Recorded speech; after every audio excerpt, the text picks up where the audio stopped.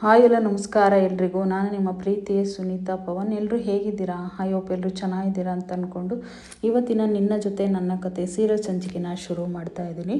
ಶುರು ಮಾಡೋದಕ್ಕಿಂತ ಮುಂಚೆ ನನ್ನ ಚಾನಲ್ನ ಇನ್ನೂ ಯಾರೆಲ್ಲ ಸಬ್ಸ್ಕ್ರೈಬ್ ಮಾಡ್ಕೊಂಡಿಲ್ವೋ ಸಬ್ಸ್ಕ್ರೈಬ್ ಮಾಡ್ಕೊಳ್ಳಿ. ವಿಡಿಯೋ ಇಷ್ಟ ಆದರೆ ಒಂದು ಪುಟ್ಟದೊಂದು ಲೈಕ್ ಕೊಡಿ. ಸೊ ಬನ್ನಿ ಈಗ ಶುರು ಮಾಡೋಣ. ಸೊ ಪ್ರಾಡಕ್ಟ್ ಲಿಂಕ್ಗಳು ಕೂಡ ಹಾಕಿರ್ತೀನಿ. ಆಫರಲ್ಲಿ ಸಿಗುತ್ತೆ ಫ್ಲಿಪ್ಕಾರ್ಟು ಮಿಂತ್ರದಲ್ಲೆಲ್ಲ. ಯಾರಿಗಾದರೂ ಬೇಕು ಅಂತಂದರೆ ಬೈ ಮಾಡಿಕೊಡಿ. ಟ್ಯಾಗ್ ಮಾಡಿರ್ತೀನಿ ಪ್ರತಿಯೊಂದು ಒಂದು ಪ್ರಾಡಕ್ಟ್ಗಳನ್ನ ಟ್ಯಾಗ್ ಮಾಡಿ ಆರಾಮಾಗಿ ಬೈ ಮಾಡ್ಬೋದು. ಸೊ ಬನ್ನಿ ಈಗ ಶುರು ಮಾಡೋಣ. ಇನ್ನು ನಿಂಗವಜ್ಜಿ ಬಂದಿರ್ತಾರೆ ಮನೆಗೆ, ಯಾಕೆಂದರೆ ಸಂಗೀತ ಹುಷಾರಿರಲ್ವಲ್ಲ, ನೋಡ್ಕೊಂಡು ಹೋಗೋಣ. ನನಗೆ ಯಾಕೆ ಹೇಳಿಲ್ಲ ನೀವು, ಈ ಥರ ಒಂದು ಕ್ರಿಟಿಕಲ್ ಪರಿಸ್ಥಿತಿ ಬಂದರೂ ಕೂಡ ನನಗೆ ಹೇಳಿಲ್ಲ ನೀವು ಅಂಥೇಳಿ ಬೈತಾ ಇರ್ತಾರೆ ಅವ್ರ ಅತ್ತೆ ಹತ್ರ, ಸೊಸೆ ಹತ್ರ. ಸೊ ಅತ್ತೆ ಬಿಡಿ ಅತ್ತೆ ಹೋಗಲಿ, ನೀವು ಗಾಬರಿ ಮಾಡ್ಕೋತೀರಾ ಅಂತ ಹೇಳ್ಬಿಟ್ಟು ನನಗೆ ಹೇಳಿಲ್ಲ ಅಷ್ಟೇ ನಿನ್ನೆ ಅಂತೇಳಿ ಸಂಗೀತ ಹೇಳ್ತಾಳೆ. ಆದರೂ ಯಾಕೆ ಈ ರೀತಿ ಆಯಿತು ಅಂತ ಶಾಕ್ ಆಗೋಂಥ ವಿಷಯ ನಿನಗೇನು ಗೊತ್ತಾಯಿತು? ಯಾಕೆ ಈ ಥರ? ನಾನು ಎಷ್ಟೊಂದೆಲ್ಲ ನಿನಗೆ ಬಾಯಿಗೆ ಬಂದಂಗೆಲ್ಲ ಬೈತಿದ್ದೆ, ಅದು ಯಾವುದಕ್ಕೂ ನೀನು ಕೋಮಕ್ಕೆ ಹೋಗಲಿಲ್ಲ. ಆದರೆ ಇದು ಯಾವುದೇ ಒಂದು ವಿಷಯಕ್ಕೆ ನೀನು ಕೋಮಕ್ಕೆ ಹೋದೆ, ಏನೇ ಆಯಿತು ನಿನಗೆ ಅಂತ ಬಿಡಿಸಿ ಕೇಳ್ತಾ ಇರ್ತಾರೆ. ಸೊ ಅಂದ ತಕ್ಷಣ ಇಲ್ಲಿ ಮುಖ ನೋಡ್ಕೊತಾರೆ ಅಜಿತ್ನು ಭೂಮಿ ಇಬ್ಬರು ಕೂಡ. ಸೊ ಇವಾಗ ಅತ್ತೆ ಬಿಡಿ ಅತ್ತೆ, ನನಗೇನು ಮಾಡಿದ್ರು ಅದು ಗೊತ್ತಾಗ್ತಾಯಿಲ್ಲ, ಯಾಕೆ ಹೋದೆ ಏನು ಅನ್ನೋದೇ ನಂಗೆ ಗೊತ್ತಿಲ್ಲ ಅಂತ ಸಂಗೀತ ಹೇಳ್ತಾಳೆ. ಶ್ರವಣ ರಾಮಣ್ಣ ಇದ್ಕೊಂಡು ಅತ್ತೆ ಅದ್ರ ಬಗ್ಗೆ ಈಗ ಮಾತಾಡೋದು ಬೇಡ, ಅದ್ರ ಬಗ್ಗೆ ಏನಾದ್ರು ಸಂಗೀತನ ಹತ್ರ ಜಾಸ್ತಿ ಮಾತಾಡಿದ್ರೆ ಮತ್ತೆ ಅವ್ರಿಗೆ ತಲೆನೋವು ಶುರು ಆಗುತ್ತೆ, ಮತ್ತೆ ಮಾತ್ರೆ ಕೊಟ್ಟು ಮಲಗಿಸ್ಬೇಕಾಗುತ್ತೆ ಅಂತ ಹೇಳಿ, ಹೌದಜ್ಜಿ ಈ ರೀತಿ ಆಗೋಗುತ್ತೆ ಅಂತ ಅಜಿತ್ ಕೂಡ ಹೇಳ್ತಾನೆ. ಸರಿ ಬಿಡ್ರಪ್ಪ ಹೋಗಲಿ, ಅದ್ರ ಬಗ್ಗೆ ಮಾತಾಡೋದೇ ಬೇಡ, ಇನ್ನು ಯಾಕೆ ಸುಮ್ಮನೆ ಅದ್ರ ಬಗ್ಗೆ ಚರ್ಚೆ ಮಾಡೋದು ಅಂತ ನಿಂಗವಜ್ಜಿ ಹೇಳ್ತಾರೆ. ಸೊ ಅದೆಲ್ಲ ಆದಮೇಲೆ ಅಜಿತಾ ನೀನೇನೋ ಮಾಡ್ತಿದ್ಯಾ ಇಲ್ಲಿ ನಿಂತ್ಕೊಂಡು, ನೀನು ಹೇಳ್ತಿ ಎಲ್ಲೇ ಹೋದ್ಲು ಭೂಮಿನ, ಮನೆಗೆ ಬಂದರೂ ಕೂಡ ಅವಳು ಕಾಫಿ ನೀರೇನು ತಂದೆ ಕೊಡಲಿಲ್ಲ ಅಂತ ಹೇಳಿಬಿಟ್ಟು ಕೇಳ್ತಾರೆ. ಅಜ್ಜಿ ಈಗ ನಾನು ಕರ್ಕೊಂಡು ಬರ್ತೀನಿ, ನಾನು ಹೇಳ್ತೀನಿ ಅಂತ ಅಲ್ಲಿ ನಿಂತ್ಕೊಂಡಂಗೆ ರೂಮಿಗೆ ಬರ್ತಾನೆ ಅಜಿತು. ರೂಮಿಗೆ ಬಂದು ನಾನು ಹೇಳ್ತಿ ಭೂಮಿನ ಹೇಗೆ ಕರ್ಕೊಂಡು ಹೋಗೋದು? ಅಲ್ಲಪ್ಪ ಕೃಷ್ಣ, ನನಗೆ ಯಾವಾಗಲೂ ಇದೇ ರೀತಿ ಕಷ್ಟನ ಯಾಕೆ ಕೊಡ್ತೀಯಾ? ಯಾವಾಗೂ ಒಂದಾಗ್ತಲ್ಲ ಒಂದು ಕಷ್ಟನ ಕೊಡ್ತಲೇ ಇರ್ತೀಯಲ್ಲ ನನಗೆ ಅಂತ ಹೇಳ್ಬಿಟ್ಟು ಹೇಳ್ತಾನೆ. ಸೊ ಇವಾಗ ನಾನು ಯಾರನ್ನೂ ಕರ್ಕೊಂಡು ಹೋಗಲಿ, ನಾನು ಹೇಳ್ತಿ ಭೂಮಿ ಅಂತ ಹೇಳ್ಬಿಟ್ಟು ಅಂತ ಹೇಳ್ತಾ ಇರ್ತಾನೆ ಕೃಷ್ಣನ ಹತ್ರ. ಆಗ ಭೂಮಿ ಹಿಂದೆನೇ ಬಂದ್ಬಿಟ್ಟು, ಸಾಹೇಬ್ರೆ ಒಂದು ಕೆಲಸ ಮಾಡಿ ನನ್ನೇ ಕರ್ಕೊಂಡೋಗಿ ನಿಮ್ಮ ಹೆಂಡ್ತಿ ಭೂಮಿ ಅಂತ ಹೇಳ್ಬಿಟ್ಟು ಅಂದಾಗ, ಈಗ ಅತ್ತೆನ ಕೋಮಕ್ಕೆ ಕಳಿಸಿದ್ದಾಯಿತು, ಇವಾಗ ನಮ್ಮ ಅಜ್ಜಿನೂ ಕಳ್ಸೋಕ್ಕೆ ರೆಡಿಯಾಗಿದೆಯಾ ನೀನು ಅಂತ ಹೇಳ್ಬಿಟ್ಟು ಅಜಿತ್ ಹೇಳ್ತಾನೆ. ಅಂದರೆ ನಮ್ಮ ಅಮ್ಮನೂ ಕಳಿಸಿದ್ದು ಈಗ ನಮ್ಮ ಅಜ್ಜಿನೂ ಕಳಿಸ್ತೀಯ ಅಂತ. ಸಾಹೇಬ್ರೆ ನಾನು ಹೇಳೋದನ್ನ ನೀವು ಯಾವತ್ತೂ ಅರ್ಥ ಮಾಡ್ಕೊಳ್ಳಲ್ವಲ್ಲ? ಯಾಕ್ರಿ ಸಾಹೇಬ್ರೆ, ಒಂದು ವರ್ಷದಿಂದ ನಿಮ್ಮ ಜೊತೆ ಸಂಸಾರ ಮಾಡ್ತಿದ್ದೀನಿ, ನನ್ನ ಮೇಲೆ ನಂಬಿಕೆ ಇಲ್ವಾ?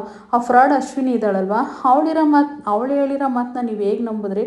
ಯಾವುದೇ ಕಾರಣಕ್ಕೂ ನಿಜವಾಗೂ ನಾನು ಈ ವಿಷಯನ ಹೇಳಿಲ್ಲ, ಈ ಕೃಷ್ಣ ಮುಂದೆ ನಿಂತ್ಕೊಂಡು ನಾನು ಹೇಳಿರೋ ಸತ್ಯ, ನಾನು ಎಲ್ಲರಿಗೂ ಗೊತ್ತಾಗೋ ಥರ ಮಾಡ್ತೀನಿ, ನನ್ನ ಕಾಂಟ್ರಾಕ್ಟ್ ಮ್ಯಾರೇಜ್ ಬಗ್ಗೆ ಹೇಳಿ ನಾನು ಮನೆ ಬಿಟ್ಟು ಹೋಗ್ತೀನಿ ಅಂತ. ಆದರೆ ನಾನು ಈ ವಿಷಯನ ಹೇಳಿಲ್ಲ ಸಾಹೇಬ್ರೆ. ಯಾಕೆ ಸಾಹೇಬ್ರೆ ನೀವು ನನ್ನ ನಂಬ್ತಾ ಇಲ್ಲ? ಆ ಫ್ರಾಡ್ ಅಶ್ವಿನಿ ಹೇಳಿರೋದನ್ನೇ ನಂಬ್ತಾ ಇದ್ದೀರಲ್ಲ, ನೀವು ಯಾಕೆ ಈ ರೀತಿ ಯೋಚನೆ ಮಾಡ್ತೀರಾ ಅಂತ ಹೇಳ್ಬಿಟ್ಟು ಭೂಮಿ ಹೇಳ್ತಾ ಇರ್ತಾಳೆ.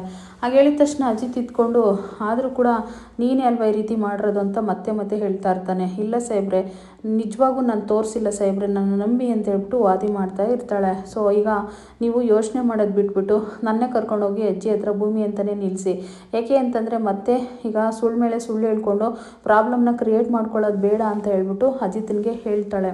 ಸೊ ನಿನ್ನ ಮೇಲೆ ನಂಬಿಕೆ ಇಲ್ಲ ನನಗೆ, ಮತ್ತೆ ಹೇಳಲ್ಲ ಅನ್ನೋದು ಯಾವ ಗ್ಯಾರಂಟಿ ಅಂತ ಅಜಿತ್ ಹೇಳ್ತಾನೆ. ಅಯ್ಯೋ ಸಾಹೇಬ್ರೆ ನಿಜವಾಗೂ ಹೇಳಲ್ಲ, ನಿಮ್ಮ ಅಮ್ಮ ಅಂದರೆ ನಿಮ್ಗೆ ಎಷ್ಟು ಇಷ್ಟನೋ ನನಗೂ ಅತ್ತೆ ಅಂದರೆ ಅಷ್ಟೇ ಇಷ್ಟ ಇದೆ, ನಿಮ್ಮ ಫ್ಯಾಮಿಲಿ ಬಗ್ಗೆ ನನಗೆ ಎಷ್ಟು ಕೇರ್ ಇದೆಯೋ ನನಗೂ ಅಷ್ಟೇ ಕೇರ್ ಇದೆ. ಯಾಕೆ ಅಂತಂದರೆ ಹೇಳಲಾಗಿದ್ದರೆ ಇಷ್ಟೊತ್ತಿಗೆ ಯಾವಾಗಲೂ ನಾನು ಎಲ್ಲ ಸತ್ಯನೂ ಹೇಳಿ ಕಾಂಟ್ರಾಕ್ಟ್ ಮ್ಯಾರೇಜ್ ಮುಗ್ದಾದ್ಮೇಲೆ ಸೊ ನಾನು ಮನೆ ಬಿಟ್ಟು ಹೊರಡ್ತಿದ್ದೆ.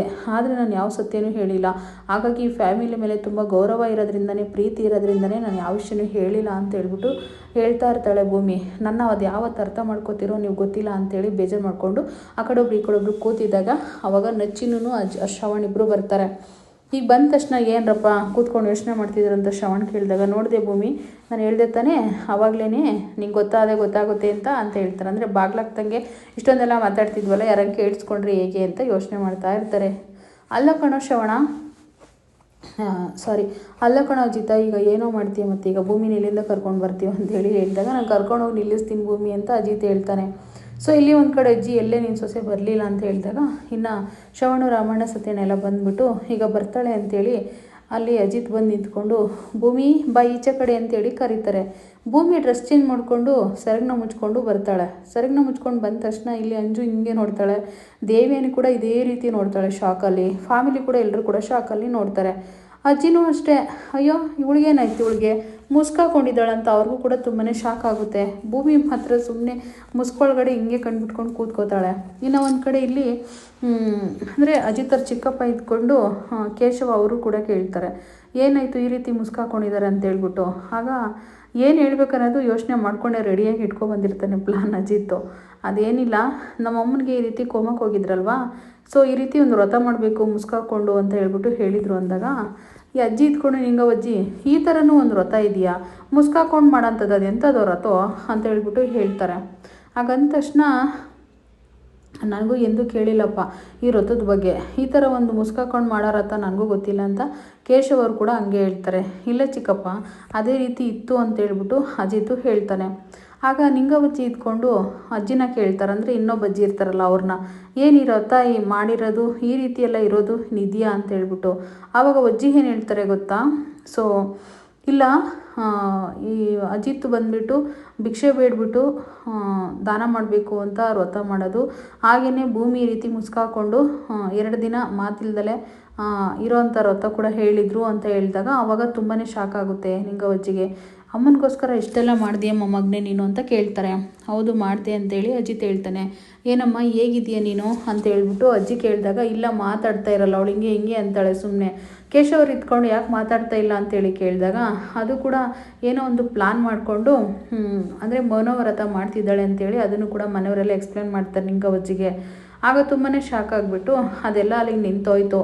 ಸೊ ಇನ್ನು ಅಂಜುನ ಸುಮ್ಮನೆ ಇರ್ತಾರ, ಏ ಪ್ಯಾಟೆ ಯಾಕೆ ನಿಂತಿದ್ಯಾ, ಏನು ಸಮಾಚಾರ, ಮದುವೆ ಬೇರೆ ಸೆಟ್ ಆಯ್ತಂತೆ, ಇನ್ನೇನು ಎಲ್ಲ ಕೆಲಸಗಳು ಕಲ್ತ್ಕೊಂಡ್ಯಾ ಅಂತೇಳಿ ಅವಳು ತಂಟೆಗೆ ಹೋಗ್ತಾ ಇರ್ತಾರೆ. ಅವಾಗ ಅವಳಿಗೆ ಸಿಟ್ಟು ಬಂದ್ಬಿಟ್ಟು ಅವ್ರ ಅಮ್ಮನ ರೂಮಿಗೆ ಕರ್ಕೊಬಂದ್ಬಿಟ್ಟು, ಅಮ್ಮ ಈ ಅಜ್ಜಿಗೆ ಏನು ತಲೆಗಿಲ್ಲ ಹೊಡೆದಾಕ್ಲ, ನನ್ನೇ ಕಣ್ಣಿಗೆ ಬೀಳ್ತಾಳಲ್ಲಮ್ಮ, ಯಾಕಮ್ಮ ನಾನು ಈ ಥರ ಟಾರ್ಚರ್ ಕೊಡ್ತಾರೆ, ಈ ಅಜ್ಜಿ ಬಂದಿರೋದೇ ನನಗೆ ಒಂದು ಇರಿಟೇಷನ್ ಆಗ್ತಾಯಿದೆ ಅಂತ ಹೇಳ್ಬಿಟ್ಟು ತುಂಬಾ ಫೀಲ್ ಮಾಡಿಕೊಂಡು ಅಂಜು ಹೇಳ್ತಾ ಇರ್ತಾಳೆ ಅವ್ರ ಅಮ್ಮನಿಗೆ. ಬೇಬಿ ಅವ್ರು 2 ದಿನ ಇಲ್ಲಿರೋದು, 2 ದಿನ ಆದಮೇಲೆ ಹೋಗ್ತಾರೆ, ಇದನ್ನೆಲ್ಲ ನೀನು ಸಹಿಸ್ಕೊ. ನನಗಿನ್ನೊಂದು ಏನು ಗೊತ್ತಾ, ಇತ್ತೀಚೆಗೆ ಯಾಕೋ ನೀನು ಯಾವುದೂ ಸ್ಟ್ರಾಂಗಾಗಿ ತೊಗೊಳ್ತಾನೆ ಇಲ್ಲ, ಬರೀ ಯೋಚನೆ ಮಾಡ್ಕೊಂಡು ಈ ರೀತಿ ಫೀಲ್ ಮಾಡ್ಕೊಂಡೇ ಇರ್ತೀಯಾ ಅಂತ ಹೇಳ್ಬಿಟ್ಟು ಕೇಳ್ತಾರೆ ದೇವಿಯನಿ.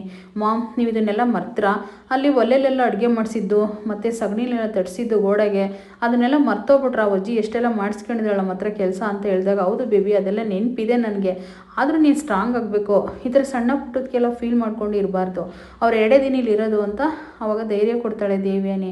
ಆದರೂ ಮಾಮ್ ನನಗೇನೂ ಆಗಿಲ್ಲ, ಆರಾಮಾಗಿ ಇದ್ದೀನಿ, ಈ ಅಜ್ಜಿ ಫಸ್ಟು ಹೋಗ್ಬೇಕಷ್ಟೇ ನನಗೆ ಅಂದಾಗ, ನೋಡು ನೀನು ಯಾವ ವಿಷಯನೂ ಏನೂ ಮಾತಾಡೋಕೆ ಹೋಗ್ಬೇಡ, ನೀನೇನಾದರೂ ಹೇಳಿ ನಿನ್ನ ಮದುವೆ ನಿಂತೋಗಿ ಮತ್ತೆ ಅವ್ರ ಅತ್ತೆ ಮಾತು ಚಾಚು ತಪ್ಪೋದಿಲ್ಲ ಸಂಗೀತ, ಮತ್ತೆ ಅದೆಲ್ಲ ಗೊತ್ತಾಗಿ ಯಾಕೆ ಬೇಕು ಸುಮ್ಮನೆ ತಿರ್ಗಾ ನಿನ್ನ ಮದುವೆ ಕ್ಯಾನ್ಸಲ್ ಆಗಿಬಿಟ್ರೆ ಅಂತೇಳಿ ದೇವಿಯನಿ ಹೇಳ್ತಾಳೆ. ಸೊ ಅದೆಲ್ಲ ಆದಮೇಲೆ ಇಲ್ಲಿ ಹೊರಗಡೆ ಕೂತ್ಕೊಂಡು ಕಾಫಿ ಟೀಗೆ ಅಂತ ಕಾಯ್ತಾ ಇರ್ತಾರೆಲ್ಲ ಮಾತಾಡ್ಕೊಂಡು ತುಂಬ ಖುಷಿಯಿಂದ. ಆಗ ಭೂಮಿ ಕಾಫಿ ತೊಗೊಂಡು ಬರ್ತಾಳೆ, ಮುಸ್ಕಾಕೊಂಡೇ ಕಾಫಿ ಕೊಡಬೇಕು ಅಂತ. ಆವಾಗ ಅಜ್ಜಿ ಇದ್ಕೊಂಡು ಯಾವಾಗ್ಲೂ ಹೆಂಡ್ತಿ ಸೆರ್ಗೆ ಹಿಡ್ಕೊಂಡು ನಿಂತಿರ್ತೀಯಲ್ಲೋ, ಏನೊಂದು 5 ನಿಮಿಷನೂ ಬಿಟ್ಟೋಗಲ್ವ ಅಂದಾಗ ಅವಾಗ ಅಜಿತ್ ಇದ್ಕೊಂಡು ನನ್ನ ಹೆಂಡ್ತಿ ಸೆರ್ಗೆ ಇಟ್ಕೊಂಡಿದ್ದೀನಿ, ನಾನೇನು ಬೇರೆಯವ್ರದ್ದು ಇಟ್ಕೊಂಡಿದ್ದೀನಿ ನಿಂಗವಜ್ಜಿ ಅಂತೇಳಿ ಅಜಿತ್ ಹೇಳ್ತಾನೆ. ಆಗ ಸಂಗೀತ ಇದ್ಕೊಂಡು ಅಜ್ಜಿಗೆ ಎದುರು ಮಾತಾಡ್ತೀಯ ನೀನು, ಸುಮ್ಮನೆ ಇರೋಕ್ಕಾಗಲ್ವಾ ಅಂತೇಳಿ ಸಂಗೀತ ಬೈತಾರೆ. ಸೊ ಬಂದುಬಿಟ್ಟು ಎಲ್ಲರಿಗೂ ಕಾಫಿ ಕೊಡ್ತಾಳೆ. ಈಗಿನ ಕಾಲದಲ್ಲೂ ಇಂಥ ಸೊಸೆ ಸಿಕ್ಕಿದ್ದಾಳಲ್ಲ ಸಂಗೀತ ನಿನಗೆ, ಅವಳ ನೋಡಿದ್ರೆ ನನಗೆ ತುಂಬಾ ಖುಷಿ ಆಗುತ್ತೆ, ತುಂಬ ಒಳ್ಳೆ ಹುಡುಗಿ ಅನಿಸುತ್ತೆ. ಇಷ್ಟೊಂದೆಲ್ಲ ನಿನಗೋಸ್ಕರ ವ್ರತ ಎಲ್ಲ ಮಾಡಿ ಇಷ್ಟೊಂದು ಸಂಪ್ರದಾಯಸ್ಥಿಯಾಗಿ ಮಾಡ್ತಿದ್ದಾಳಲ್ವ ಇವಳು, ಎಷ್ಟು ಗ್ರೇಟು ಅಂತ ನಿಂಗವಜ್ಜಿ ಹೊಗಳ್ತಾರೆ. ಈ ಟೀ ಮಾತ್ರ ತುಂಬಾ ಚೆನ್ನಾಗಿದೆ, ಸೂಪರಾಗಿದೆ ಟೀ. ಆದರೆ ನನಗೆ ಮಾನಸ್ವಿನಿ ಹೇಳ್ತಾ ಇದ್ಲು ಭೂಮಿ ತುಂಬ ಚೆನ್ನಾಗಿ ಮಾಡ್ತಾಳೆ ಟೀ ಅಂತ ಹೇಳ್ಬಿಟ್ಟು. ಎಲ್ಲೋದ್ಲು ಮಾನಸ್ವಿನಿ ಅಂತ ಕೇಳ್ತಾಳೆ. ಅದೊಂದು ಪ್ರಶ್ನೆ ಹುಟ್ಬಿಡ್ತಿಲ್ಲಿ. ಈಗ ಮಾನಸ್ವಿನಿ ಯಾರನ್ನಂತ ಕರ್ಕೊಬರ್ತಾರೋ ಗೊತ್ತಿಲ್ಲ, ಮನೆಯವರೆಲ್ಲ ತುಂಬಾ ಶಾಕ್ ಆಗಿಬಿಡ್ತಾರೆ, ಅಂದರೆ ಮಾನಸ್ವಿನಿ ಎಲ್ಲೋದ್ಲು ಅಂತ ಹೇಳಿ. ಸೊ ಇನ್ನೇನು ಅದಕ್ಕೂ ಒಂದು ರೀಸನ್ನ ಹುಟ್ಟಾಕೊಂಡಿರ್ತಾರೆ. ಮಾನಸ್ವಿನಿಗೆ ಪೊಲೀಸ್ ಟ್ರೈನಿಂಗ್ ಮಾಡೋದು ಅವಳು ದೊಡ್ಡ ಕನಸಾಗಿದೆ. ಸೊ ಹಾಗಾಗಿ ಆ ಟ್ರೈನಿಂಗ್ಗೆ ಅಂತ ಹೇಳ್ಬಿಟ್ಟು ಅವಳು ಟ್ರೈನಿಂಗ್ನ ಪ್ರಿಪೇರ್ ಮಾಡ್ಕೊತಿದ್ದಾಳೆ ಅಂತ ಹೇಳ್ಬಿಟ್ಟು ಶ್ರವಣು ಹೇಳ್ತಾರೆ. ಹಾಗೆ ಹೇಳಿದ ತಕ್ಷಣ ನಿಂಗವಜ್ಜಿ ಇದ್ಕೊಂಡು, ಅಲ್ಲ ಅವಳಿಗೆ ಪೊಲೀಸ್ ಆಗೋ ಆಸೆ ಇದೆಯಾ, ಯಾಕಪ್ಪ ಇದೆಲ್ಲ ಬೇಕು ಅಂದರೆ ಅವಳ ಆಸೆ ಅತ್ತೆ ಅದು ಅಂತ ಶ್ರವಣ್ ಅವರು ಹೇಳ್ತಾರೆ. ಸೊ ಅಂದ ತಕ್ಷಣ ವಾ ಸೂಪರಪ್ಪ, ಹಂಗಾದರೆ ನಿನ್ನ ಮಗಳು ಕೂಡ ಪೊಲೀಸ್ ಆಗ್ತಾಳ ಅಂತ ಹೇಳ್ಬಿಟ್ಟು ನಿಂಗವಜ್ಜಿ ಕೂಡ ಹೇಳ್ತಾ ಇರ್ತಾರೆ. ಇನ್ನೆಲ್ಲ ಡೌಟು ಕ್ಲಿಯರ್ ಮಾಡಿದರು ಅಜ್ಜಿ ಮುಂದೆ. ಹೇಗಾಗ ಸುಳ್ಳು ಹೇಳಿ ಎಲ್ಲ ಇದು ಮಾಡಿಬಿಟ್ಟು ಸುಳ್ಳು ಹೇಳಿಬಿಟ್ರು.